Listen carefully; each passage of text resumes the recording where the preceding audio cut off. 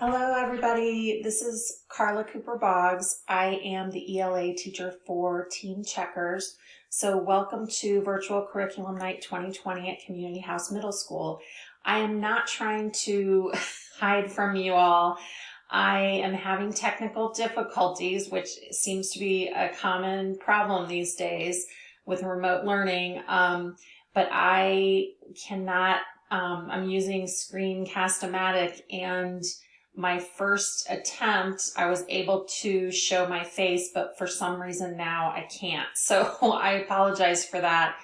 But I'm going to go through my slideshow for you here to give you some information about our class and what we will be studying this year. So, a little bit about me. This is my third year of teaching, my second year in 7th grade. I taught 6th grade last year, which is good because I was able to introduce the L curriculum to 6th graders last year, and now we're introducing it in 7th and 8th grade this year, so I do already have familiarity with the curriculum. And also I have some students who I had in 6th grade who I have again now in 7th grade, which is also really fun. I grew up in Ohio, and then I lived in Indiana for 24 years before moving to Charlotte 3 years ago. So I definitely am a Midwestern girl at heart, but I'm really enjoying it here in Charlotte. I have a bachelor's degree in English from Wellesley College near Boston, Massachusetts, and I have a law degree from Indiana University, Indianapolis. I did have a former career as a corporate lawyer and then as a law clerk on the Indiana Court of Appeals, which I really enjoyed. But I decided to stay home with my children when they were smaller. And now I have a son who is a senior at Purdue University in Indiana studying industrial engineering. And I have a daughter who is a sophomore at UNC Wilmington, and she is studying film and business. So we are now almost empty nesters. And I guess most importantly, the thing that I want you to know about me is that I absolutely love teaching, and I hope that that makes you feel good that your children are coming to ELA every day with a teacher who really wants to be there, wants to teach them, and wants to help them grow. So supplies, obviously students are required to have a Chromebook. Generally, this is just absolutely necessary for things like map testing. So if your student can or wants to use another device for remote learning, they are more than welcome to. And in some cases, I think sometimes it works better for students to connect and stay connected with a different device. So that might be something you want to experiment with at home. And then this list is just some suggested supplies. I would like them to have a spiral or composition notebook for ELA.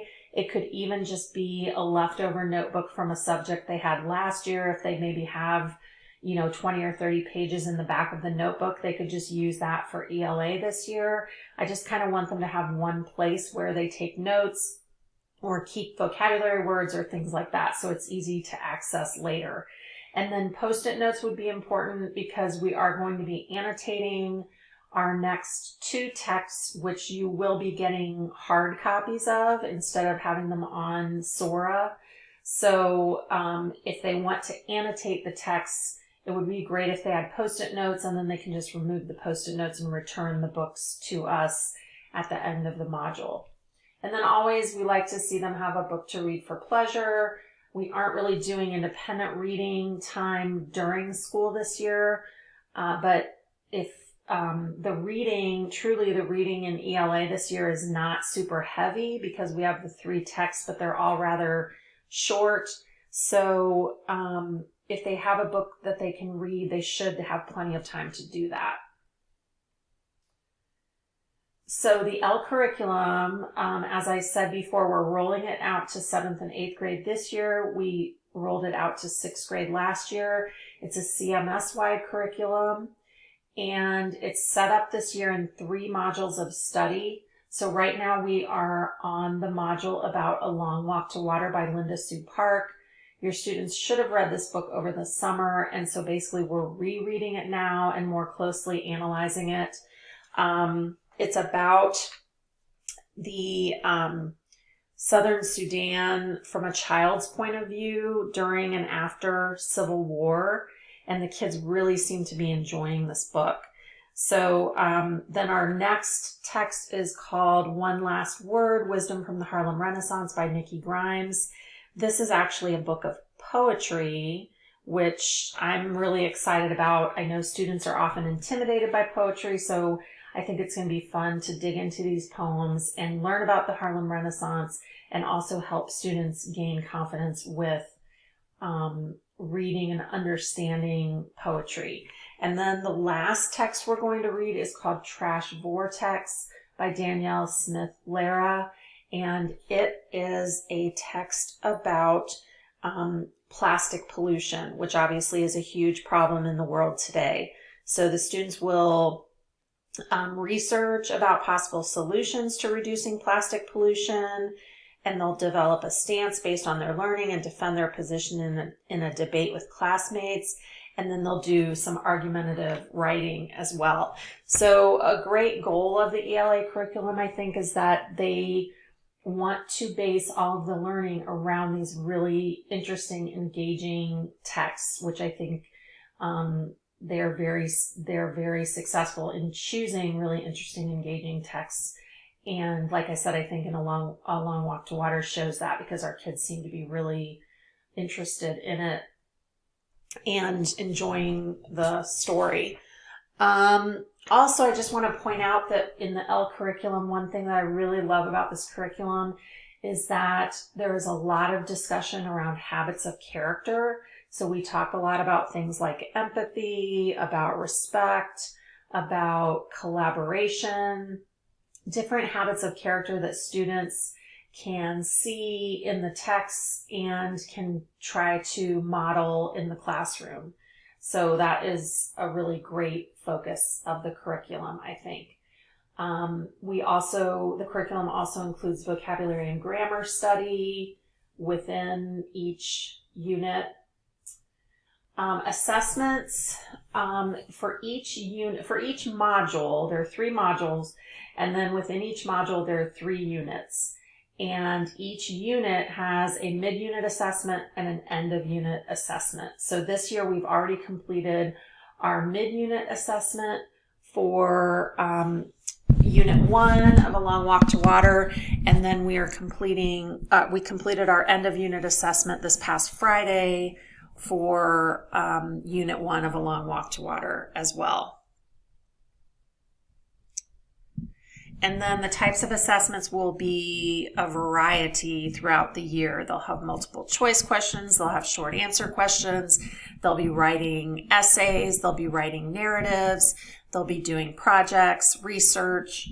So a lot of different types of assessments. The grading policy is as it was last year.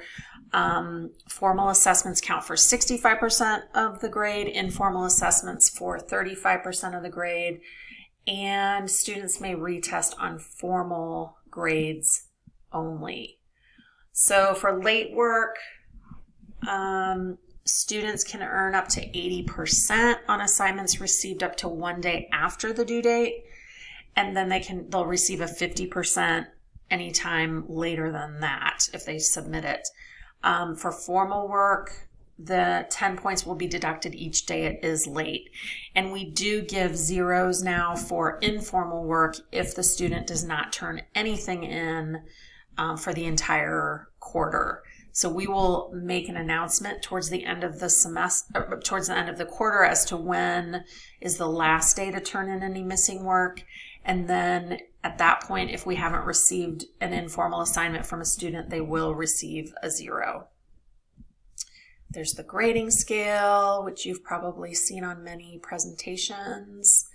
Retesting for formal assignments means that if a student gets below a 79, they can retake the assessment, but at that point, the highest grade they can get is a 79. And then we just want you to realize you need to be a little bit patient as far as grades. We've synced Canvas with PowerSchool. So now when we enter grades in Canvas, say I enter grades on a Wednesday, then they probably won't show up in PowerSchool until Thursday after the systems sync overnight. So that is how that is going to work. And then I really want you guys to know that I am, this is my goal, and this should be the goal of all of the CHMS teachers, is that our synchronous learning is usually going to be a maximum of 30 minutes of that 70-minute class time. So the synchronous learning is when I'll be instructing students on Zoom, I'll be modeling things, I'll put them in breakout rooms for small group work, we might review past assessments, things like that.